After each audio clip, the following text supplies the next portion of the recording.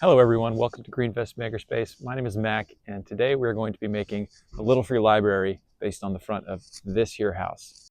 My sister wanted a pink house, so her husband got her a pink little free library. All plans are in the description. Let's get to it. Start by breaking down your larger sheets of plywood into smaller, more manageable pieces. That there is the 3/4 inch plywood, and my fence is set at 18 3/8 inches, which is slightly oversized. What will end up being the final dimension of 18 1/8 inches. Now use whatever straight edges you have to mark out the geometry of the door and front of the little free library onto the 3/4 inch plywood.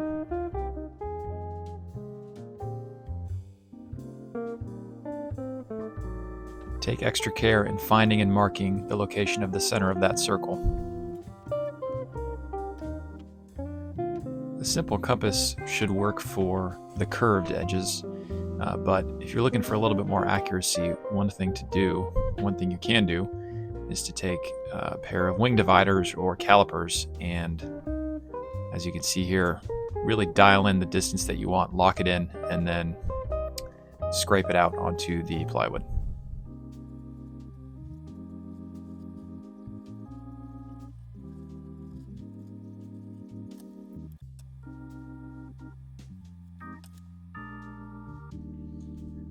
Don't do it. Don't do it. Do not do it. Oh, he did it. What an idiot. My reference edges were here and here. So since we overcut the width of the board by 1/4 inch, there should be 1/4 inch remaining on this edge here. But there's not, because I took that roof line all the way to the edge of the board by mistake.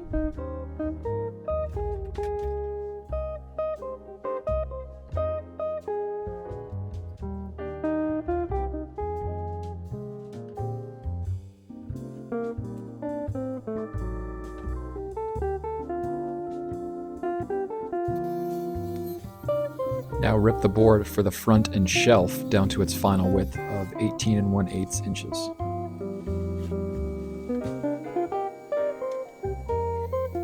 Do the same for the back and bottom board.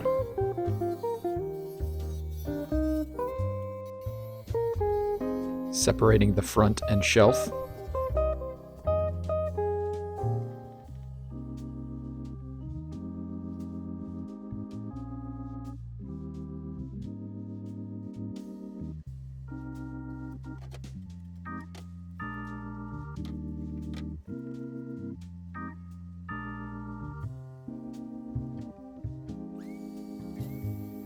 Separating the back and the bottom.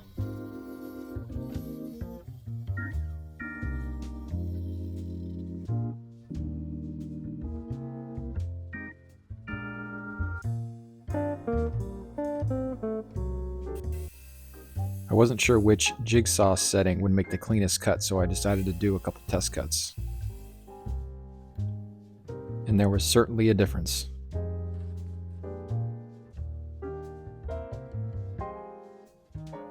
We'll go with setting 0.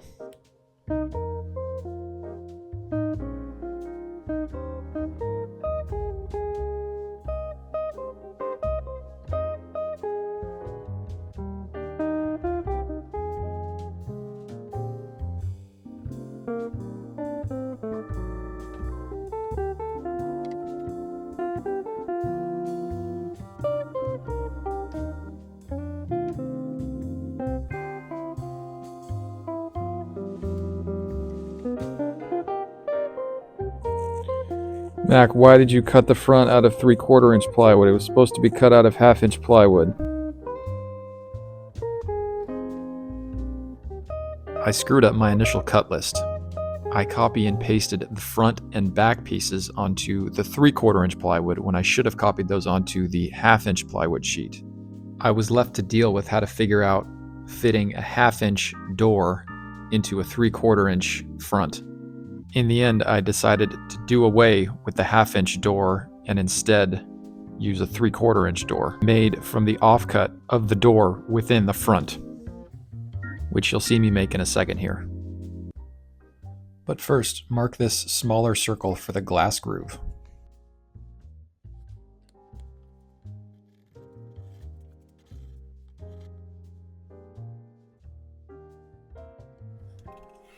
Then use a circle cutting jig connected to a plunge router to route out that groove for the glass. This is a jig from Rockler. It's the combined circle and ellipse cutting jig.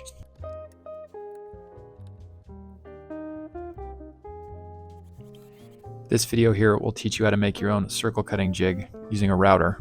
Same principle as the Rockler jig, just less adjustable. I used a 1/2 inch straight bit for the router.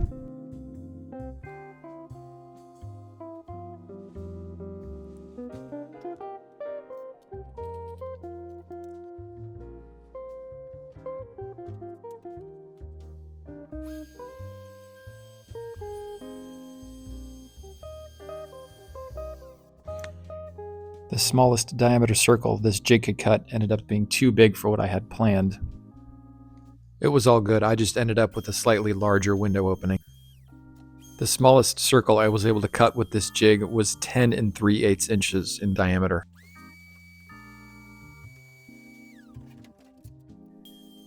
I was aiming for a plunge depth of about 1/4 of an inch. Now I use the jigsaw to cut out that circle.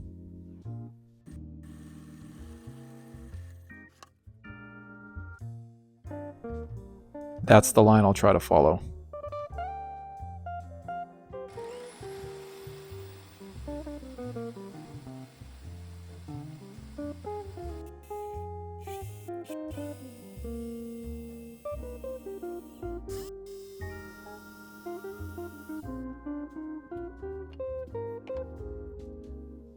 Here's where I separate the door from the front. Like I mentioned, this was not part of my original plan, so I kind of had to think on the fly about how to go about making this cut. This trick here wouldn't work because then I'd be left with a hole or partial hole either in the door or the front, because both of those pieces are at this point final pieces. I definitely recommend practicing this technique before you do it on the final piece.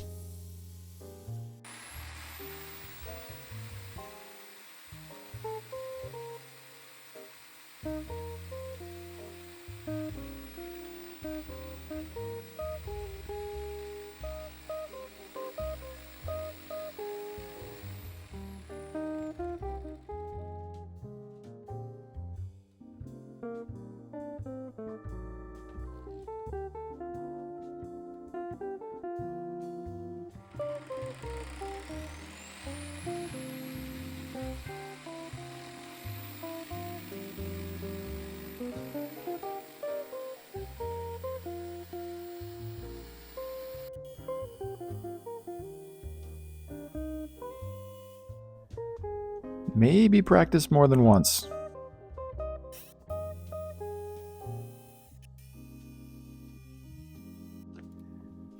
It took a little finessing to get that door to fit nicely into the front.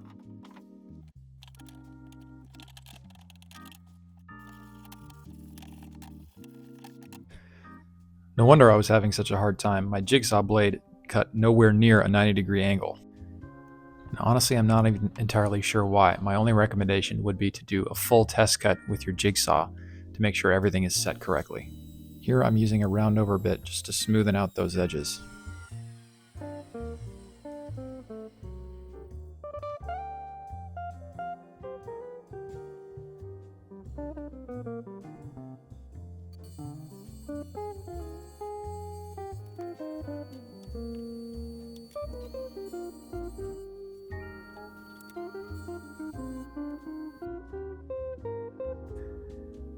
Base this dimension on whatever this measurement is here.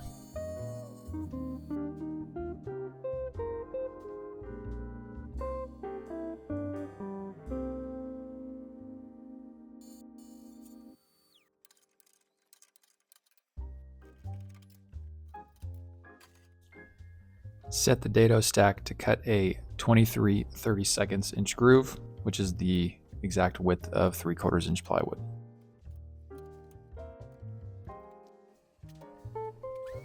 If you don't have a dado blade set, you could also do multiple passes with a single table saw blade, or you could also cut this with a router if you wanted to.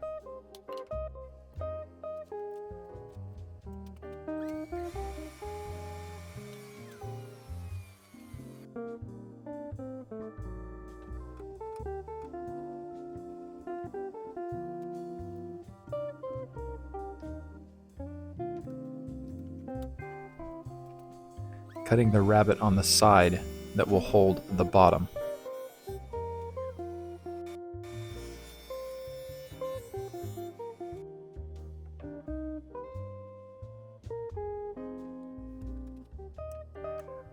Marking out the location of the dado on the side that will hold the shelf.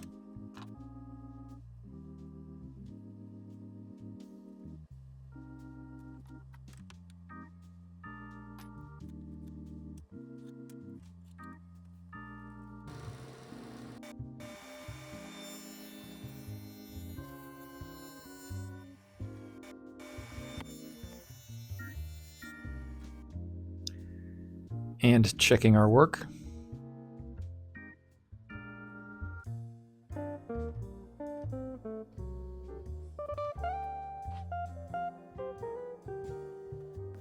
I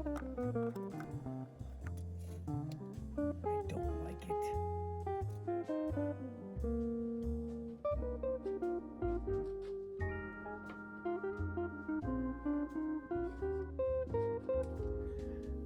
I just kept shaving off tiny bits of that stick till it fit.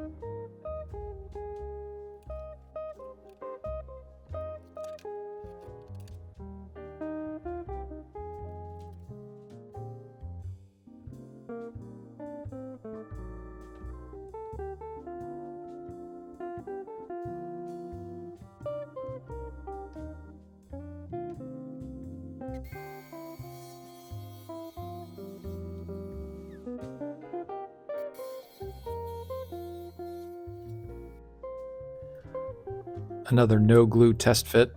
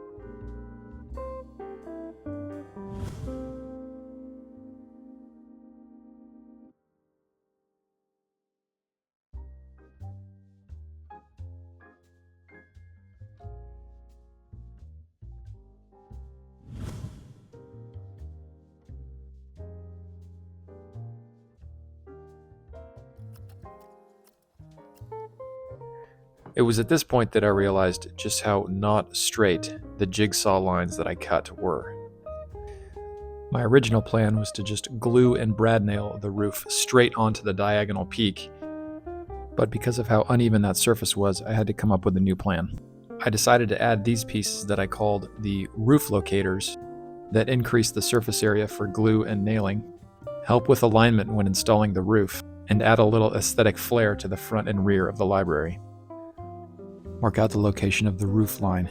This will come in handy when we go to install the roof.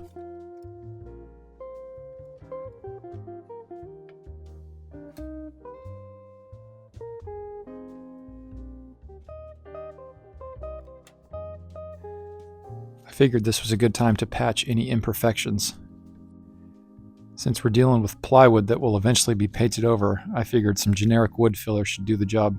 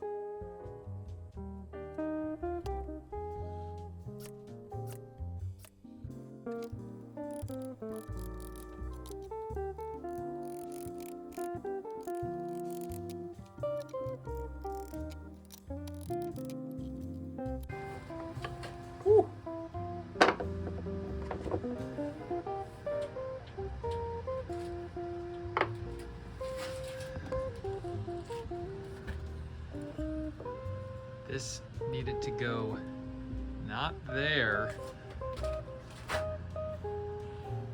not there, right there. Idiot.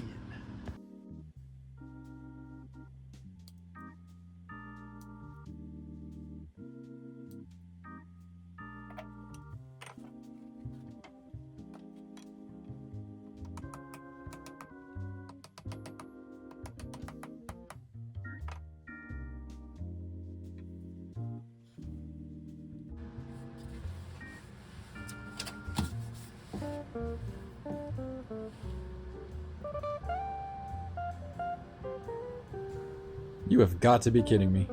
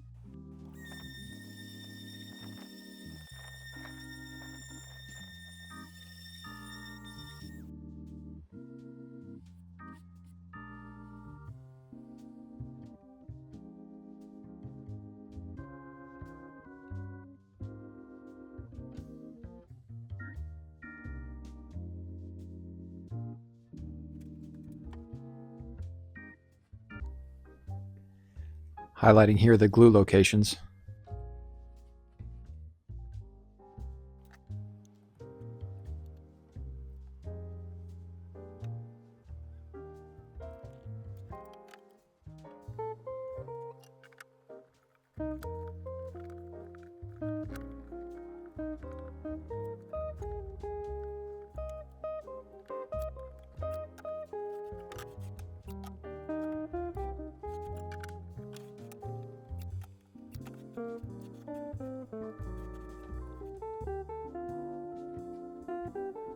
And this is why we marked out the location of the roof line, so we could brad nail it in.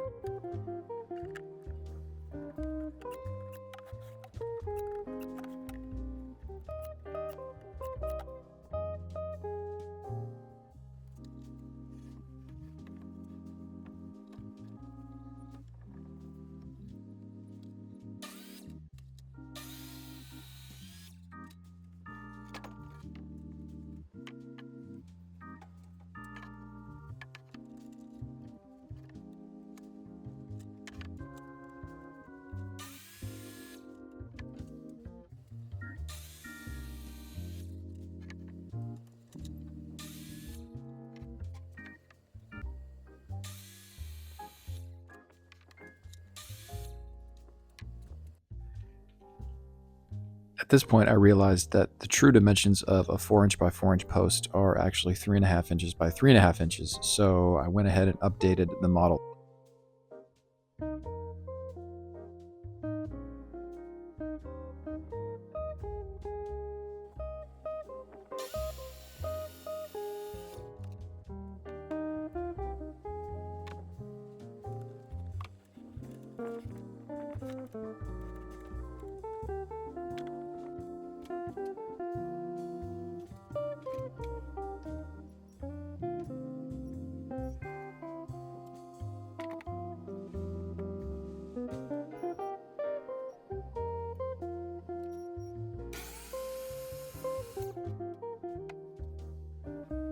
There was very little material remaining to support this second angled cut of the post, so I decided to start it here on the miter saw and then finish it on the bandsaw.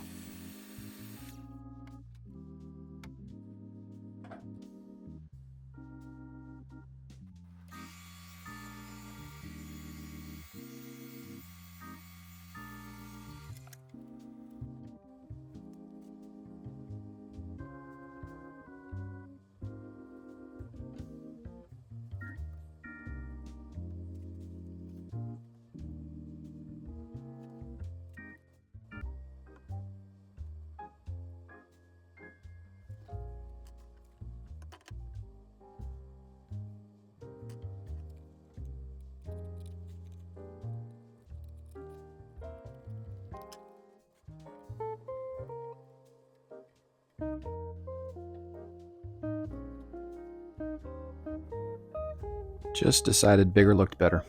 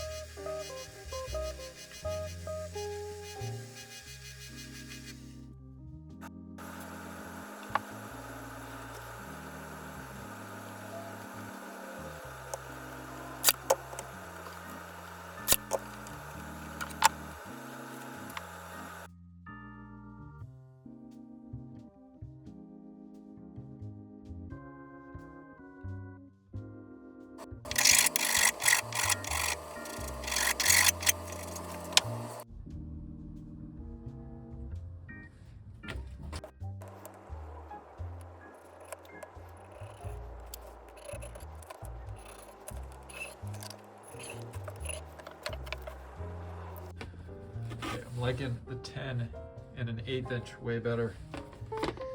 That should actually fit in there.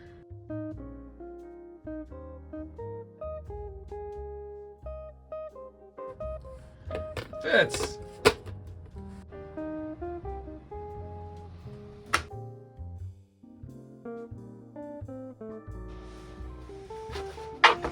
Use these tiny 1/2 inch tacks. Put this roofing tape on. Should be safe.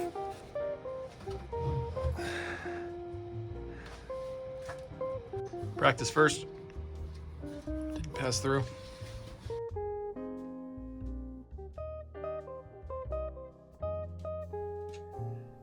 The roofing portion of this project is giving me way more problems than I was expecting to encounter. So before I started, I was expecting there to be some sort of object, be it a shingle or something else that I could put on top of this to protect the ridge, just like you see on every other roof. But because the slope of this, so the slope that I made this is so steep that it's not easy to find something that'll fit that nicely. So if this were more of a 90 degree, you could buy what are called, I think, roof cap shingles that nicely fit on the ridge, and they go over just your standard shingles that look like this. Or if this was a 90 degree, sometimes you can just cut regular shingles and bend them such that they go over the ridge cap, which is kind of cheating, but since this is just a little free library anyway, like, who cares really? So what I ended up doing is, so I bought these standard, I think they're 3 foot wide shingles on Craigslist. Someone was making a doghouse and they had leftover shingles, so I bought these for 20 bucks. I think I have 10 of them, but I've cut them down to size. So here's a full size one.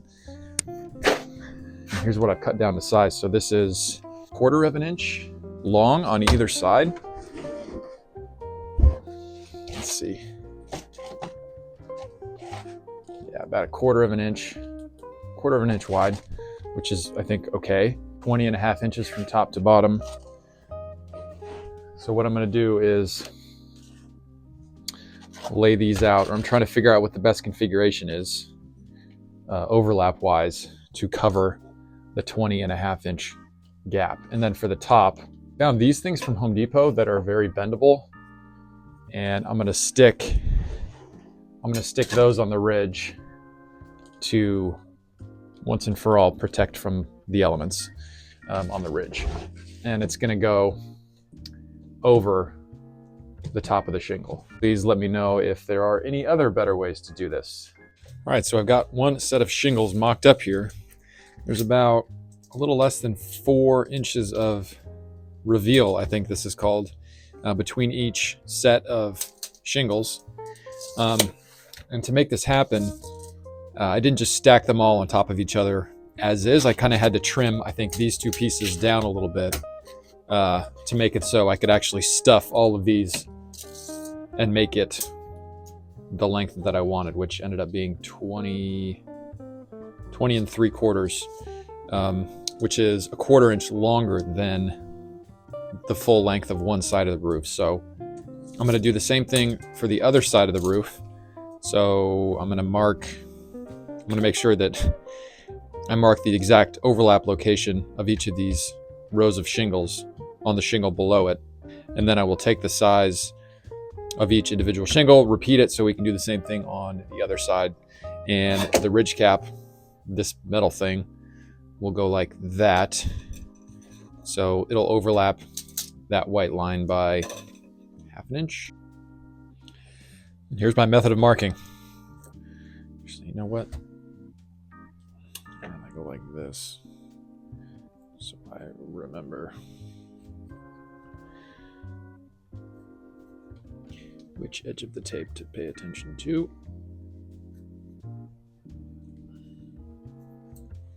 I think it's worth mentioning that this carpenter square was very helpful to be able to help line all this stuff up. Like, I could see using this side of the square the length dimension that I wanted, and then I could just kind of move each individual shingle out until, or up and down until the width was even. So it ended up being a little less than 4 inches.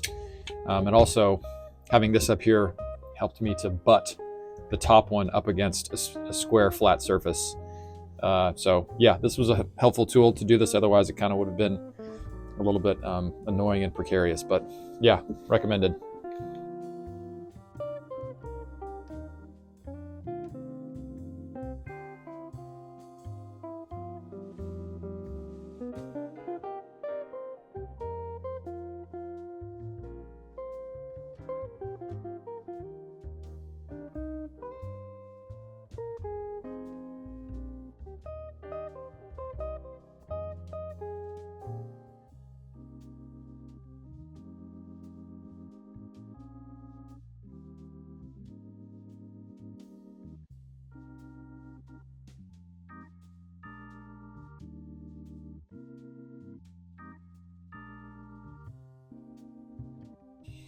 All right, here goes the moment of truth. The moment of roof. I have these 1/4 inch thick piece of scraps that I just found lying around my shop, but they should help me line up the bottoms of the shingles. So I want the end of this shingle hanging out about 1/4 of an inch below the bottom of the roof. So I'll just put this up against the bottom of the roof like so until it lines up. And same thing with the front or the back, depending on what you're looking at. But I'm going to do the front, put this up against the front side of the roof and line up. Scoot this over. Okay, that's adequate. Now, I think how this works is you nail it on this white line. I think. I'm just going to do it. I'm sick of thinking about this roof. And again, these are 1/2 inch roofing nails. They're so flippin' small I can't grip them without a pair of pliers.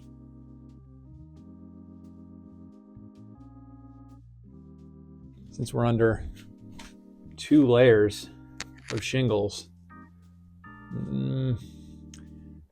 that would probably work, but I also have 3/4 inch true roofing nails for people who use thick enough roofs like me.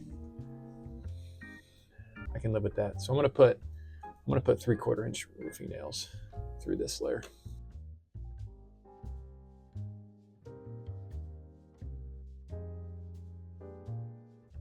These things go like that. I'm actually going to overlap 2 of them. I'll probably glue these together with this stuff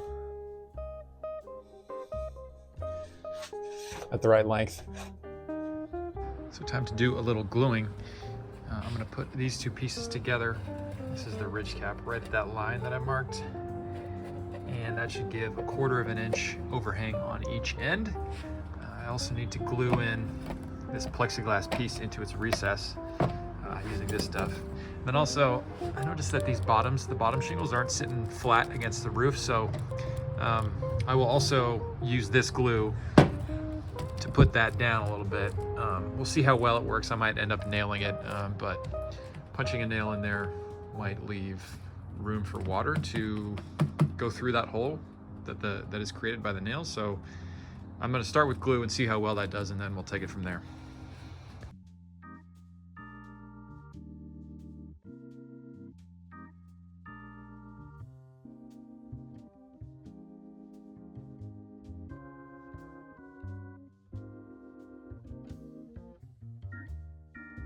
All right, so my plan here for attaching these support angled pieces, the house is going to sit, bottom of the house is going to sit like that. So I want these to be completely, the tops of these to be completely flush with one another.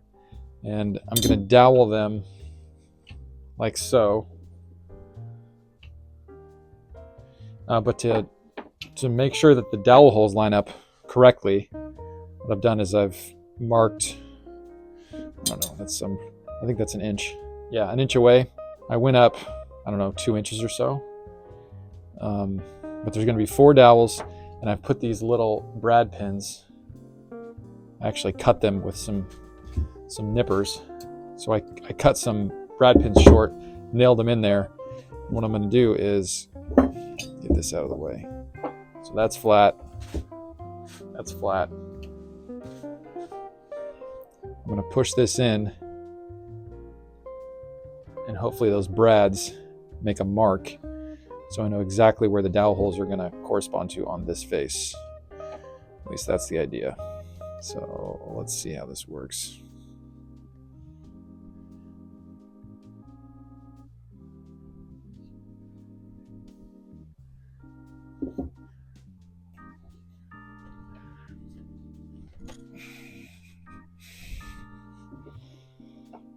It's pretty flat.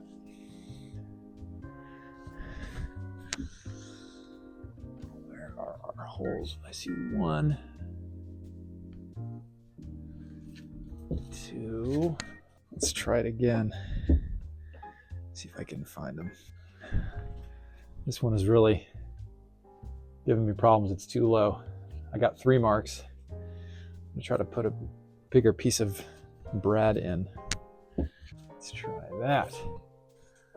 Okay, I think I found it. 1, 2, 3, 4. Tiny little thing. But that seems to line up right there.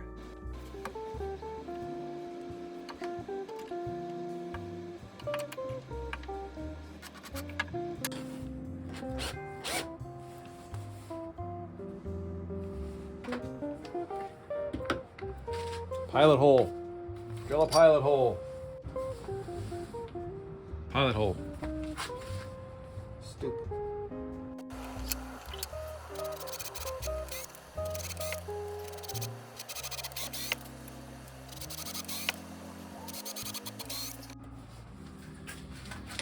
New plan.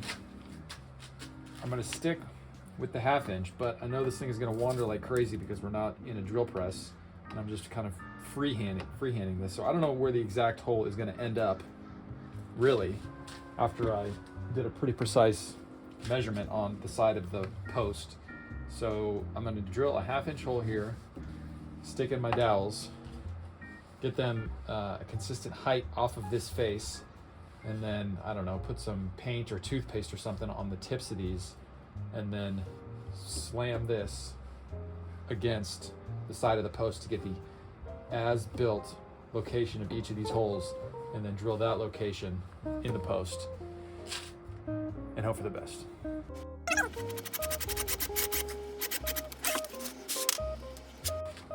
There's one terrible hole.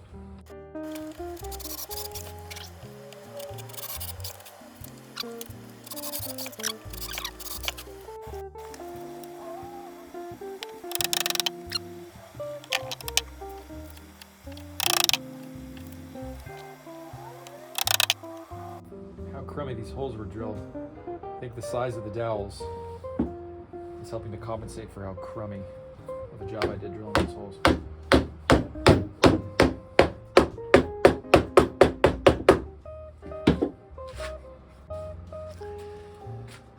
I'll get them all at a consistent height from the face. I'm doing 1 1/4 inches for no particular reason.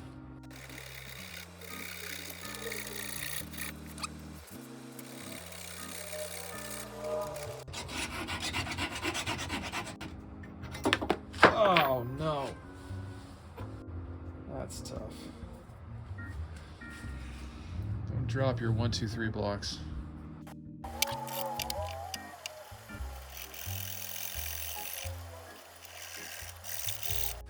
Now, what I'll do is go like that, find the marks, and then drill another 1/2 inch hole.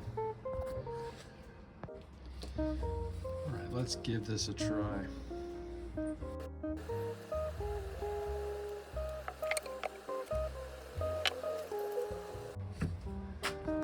I guess that could work for a big 1/2 inch hole. Okay, I added a little bit more glue this time, and that is way cleaner, so let's use that.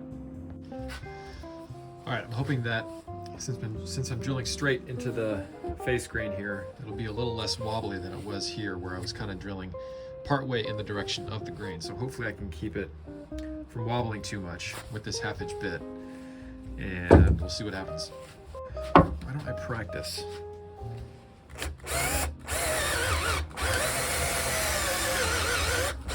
That'll be fine.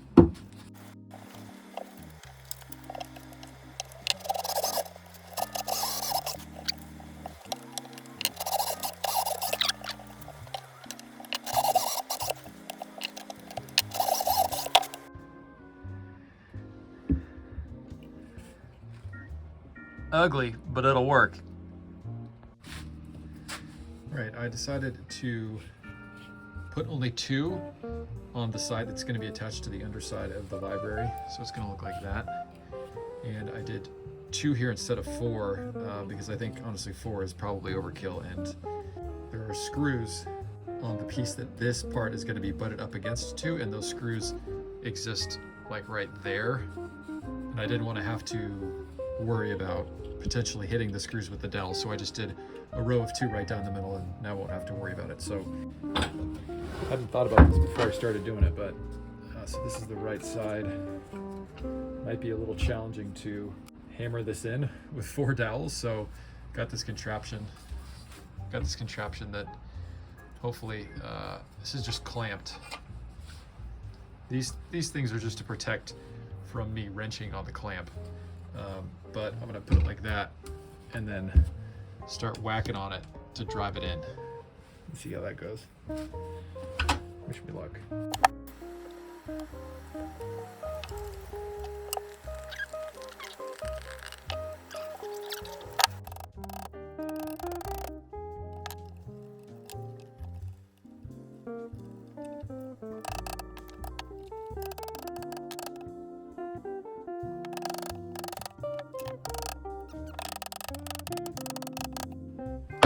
Oh wow.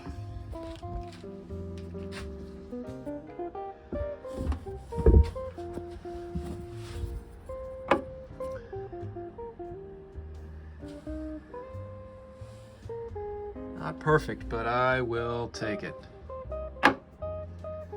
That is permanent.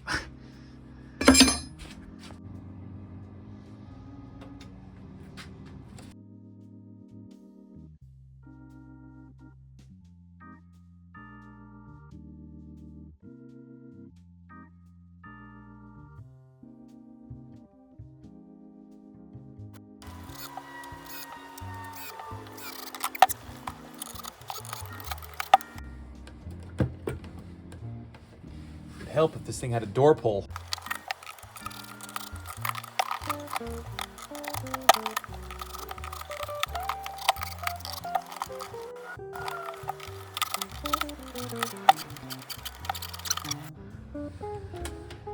Okay, so we're getting better here, and what I'm having to do is, this is right here is where the door is rubbing on the bottom of this frame here. So I'm just chiseling out to make room for the door, and I think, which is fine, I can repaint that, that's totally fine. I think if I were to do this again, I'd put the house down on its side, attach the hinges on the door first, have a door pull, and then test out the motion of the door in the hole prior to locking in the connection on the house itself. I could also re-identify the locations of these hinges, but I think chiseling away this bottom here sounds easier than screwing around with those again. So now we're talking. It's good action now. I'll repaint that and probably put 2 layers on, touch up some other areas that could use some paint, and we'll move on. Yeah, I'd say about 70% of this project went according to plan. The other 30% of course didn't. Like for example, the hinge placement, I didn't quite know what was going on with the roof until I started tackling the roof, and same with the topper. I kind of just was figuring things out as I went along, And the fact that I used 1/2-inch plywood in places that I should have used 3/4-inch plywood, that of course was not the plan. But part of the fun here is figuring out creative, sometimes stupid solutions to the problems that you come across, and then you learn from them. And that's how I personally get better. While we all want to avoid problems, the best we can do is plan ahead, and hopefully we think of all the things that could cause us problems, but that's not always how it goes. So, okay, maybe 65% unplanned. This door magnet that should help keep the door closed. This would have been way easier to install had I not installed this piece of plexiglass in the window, because then I could reach through and better identify the placement of this thing relative to this thing on the inside of the door. I think it'll be okay, but it's just a little bit harder.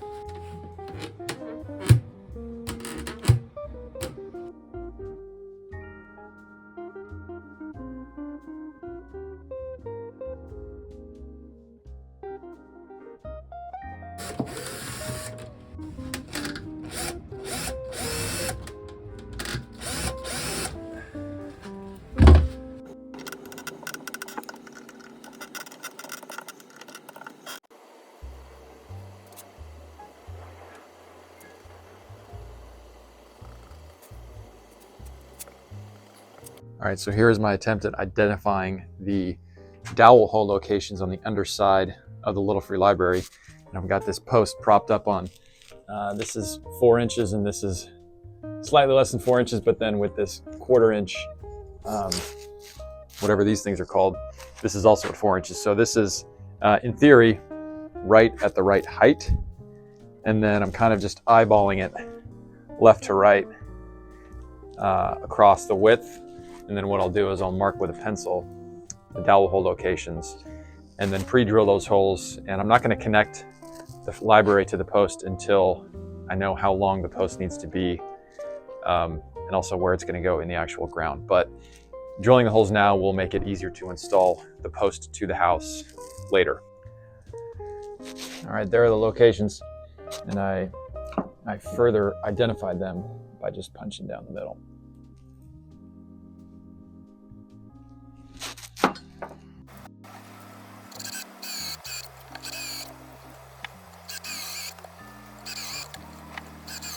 See if we can do a better job with the brad point bit.